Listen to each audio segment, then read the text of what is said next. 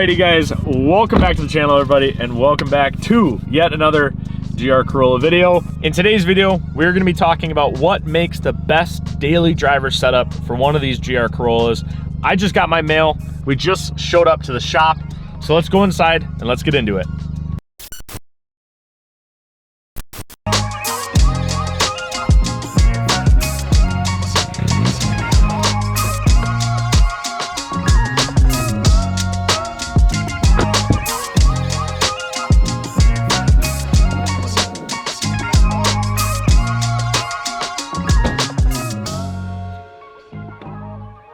Alrighty, so in today's video, this is what we're gonna go over.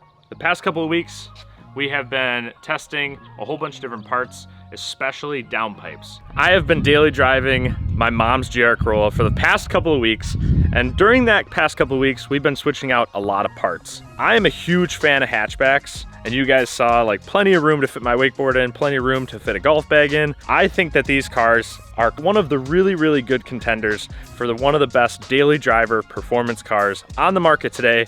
And although the price tag is a little steep, 45, 50,000 bucks for a Toyota Corolla is a little steep, I will give you that. The value that you get with one of these cars is right on the money.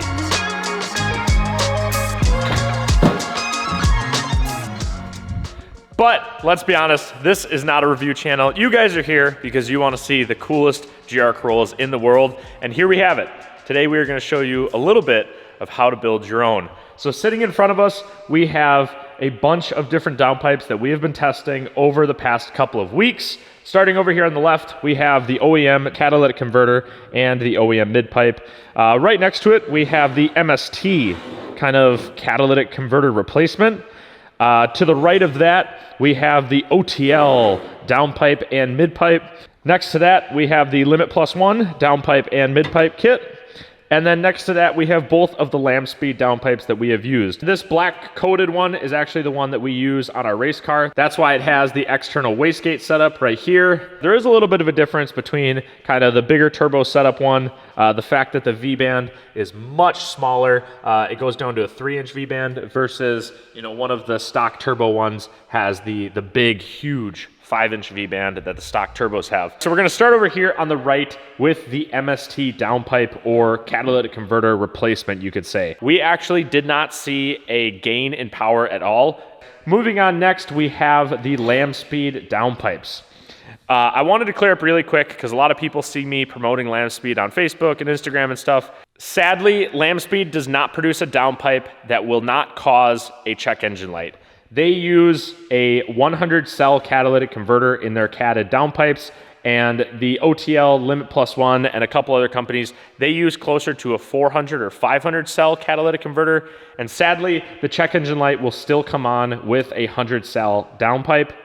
In other countries, you can use Ecutech to turn off the catalytic converter code, but because of the government and the rules in the United States, we cannot. That is why Lamspeed does not sell a lot of these in the United States, unless you're going with like a catless setup for, let's say, like a race-only car or something like that. So I just wanted to clear that up. Other than that, this downpipe is extremely good quality. The brushed stainless is awesome. This one has been put through absolute hell, lots of flames, lots of abuse, and lots of fingerprints, because this downpipe has been installed and uninstalled probably more than 5 or 6 times. Moving on next to it, we have the OTL and the Limit Plus One. Now these are, I'm gonna be honest, probably the highest contenders for the best downpipes on the market. They are a little bit expensive though. We live in an age of inflation, and sadly now $1,500 bucks is what you're gonna end up paying for a good quality downpipe that has a good quality catalytic converter in it. The OTL one, just a couple things to point. This big stainless elbow that's cast up here right by the V-band is really nice, high quality. All the welds and the material that they use are decent quality on the OTL downpipe. But this cast elbow, it does add a lot of strength, it adds a lot of rigidity, and it does probably add to kind of the life expectancy of the downpipe. It won't rust, it won't crack. There is one downside to it though. It does add a little bit of weight. The weight difference between these downpipes is pretty significant. But another thing I wanted to add quickly was they use a slip joint style mating between the OTL downpipe and the mid pipe. versus over here on the Limit Plus One, they do have a 3-inch V-band. Now, moving on to the Limit Plus One, like I said, uses 3-inch V-band for the mid-pipe. This one is probably a little bit nicer fabrication than the OTL one in general, but you'd kind of expect that because the Limit Plus One, I think, is around $300 or $400 more. Like I said, this one is significantly lighter. I can pick this one up with one hand. The OTL, on the other hand, is a little bit heavier. You know, I can still pick it up because I got some muscles on me, but it is a decent amount heavier. The Limit Plus One is a really nice high quality piece. That kind of does it for the downpipes here. If I had to pick a downpipe, I'm gonna be honest with you, I'd probably go with the OTL one for a daily driver, just because it's right around 1,400 bucks. And although that's a lot, these days, that's kind of what you need to pay to get a decent quality product. And the OTL one is good quality. The sound that it produces is very, very good. It is pretty loud, made it up with the MBRP center exit that we use. It's on the louder side for sure of cars. I'm not sure I would go any louder for my daily driver. There are a few situations driving through neighborhoods late at night, that sort of stuff, where I'm kind of like, you know, pedaling the clutch a little bit, rolling in 3rd or 4th gear because I don't want to make a whole bunch of noise. But, you know, both of these downpipes and a few of the other downpipes on the market, as long as they're good quality, as long as they have the 3-inch mid pipe, I think you guys will be in pretty good shape. Now we're gonna head over to the dyno room. We're gonna talk to Dave, kind of get the theory behind what makes a good downpipe, what makes a bad one. And we're also gonna talk about a couple of the other modifications like intakes, catback exhausts, and then the tunes, and kind of give you guys the full circle on how to make the best daily driver GR Corolla. So we are back in the dyno room with Dave, and we are about to start testing some other aftermarket parts that we'll touch on later. But for right now, we are focusing on kind of the theory behind what makes a good downpipe. You know, overall, your engine is an air pump, right? And the faster and easier that you can get air in and air out of your air pump, the more efficient it's gonna be. While the cells are more, you know, spread apart, it allows more flow, we're still running into this weird sharp bend here, and we're necking way down. The flow lines, I think, are better in the Limit Plus One here, just because it has a more gradual turn. And even though the diameter of the OTL might be a little bit larger, you still have a little bit of a sharp bend, I believe, on that one. This is definitely a more gradual turn and a very smooth cone. And this one doesn't have any cast pieces, so for a race application, it's very light. Yeah. Whereas the OTL, yeah, it's a little bit heavier. It still has very nice, large diameter.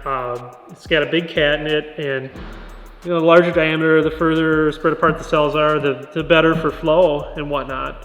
You know, you want to touch on kind of what our package is. You know, we kind of started calling it like the best daily driver package. Yeah, so we have an MST intake with the box.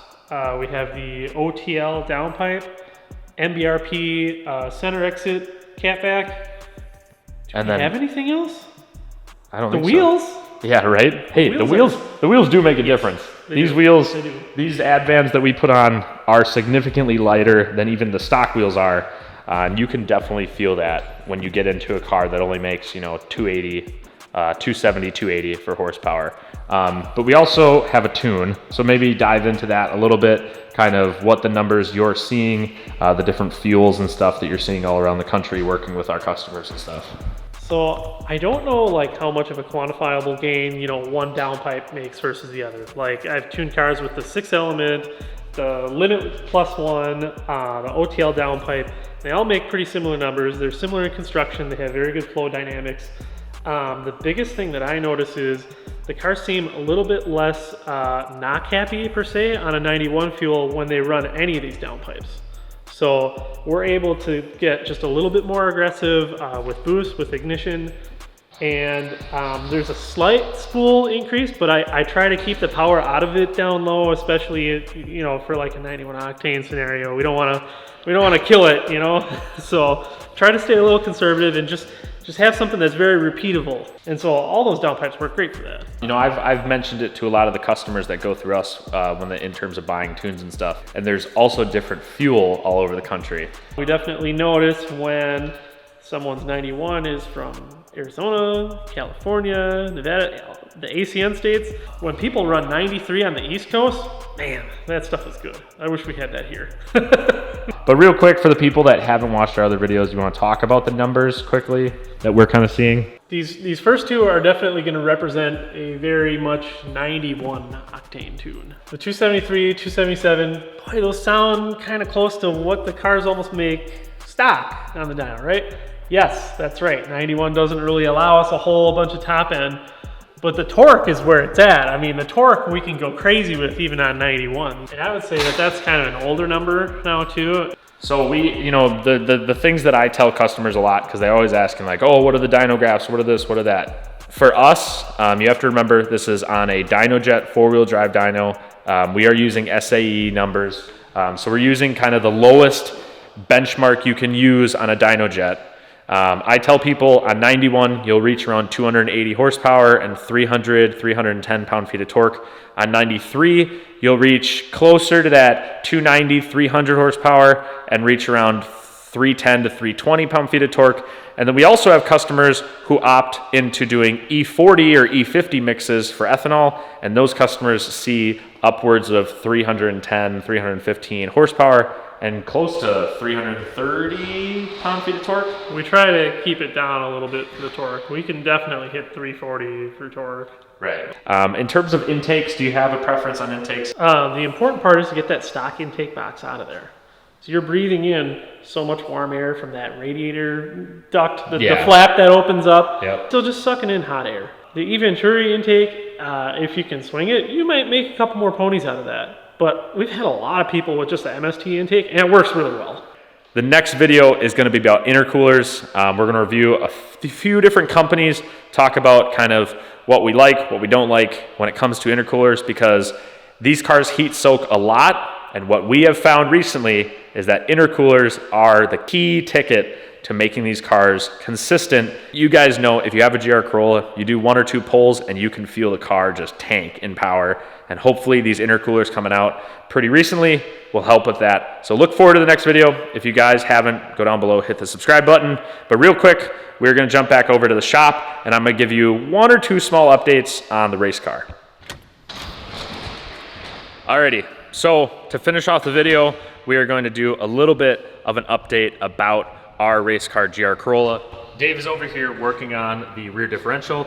We have the new Lamb Speed rear diff cover, and then also the LSD and the whole rear diff overheating issue fixed with the ring and pinion, blah, blah, blah. I'm gonna give you guys a quick sneak peek and pause the video if you need to. I'm gonna go over here so you get the best view of it, of our new motor kind of mostly put together. Ready? 3, 2, yep, boom, just like that. That's all you get. And the GR Corolla is sitting up here on kind of our quick jacks. It's completely torn apart. So we have the entire car sitting actually in one of my offices in the front because we are stripping out the entire interior. We're doing this because for Grid Life, we need to meet a weight to try and be as competitive possible. So we are stripping out as much weight as we possibly can. This battery is getting tossed for a lightweight one. We pulled out a lot of the airbags, a lot of the plastics, and we will be doing kind of another video later in the future, weighing all that stuff, weighing my mom's car, and then weighing our race car at the final weight, so we get to truly see how much weight we actually pulled out of it. If you guys don't follow me on Instagram, you should, because I post a lot of this stuff on my Instagram daily. We do have some special stuff coming for the brakes, as well as a couple more parts coming from Charles over at Lamb Speed. And like I said, the next video will be an intercooler video, and then the next video after that, we have a really, really big surprise. So please subscribe, subscribe, subscribe. If you guys liked this video and you kind of liked the information that we shared about the downpipes and the intakes and that sort of stuff, please like the video. It really helps us out. As I said before, follow us on Instagram. That is where you guys can get more daily content from us. And with that, this video is effectively over. I will see you guys in the next one. Peace.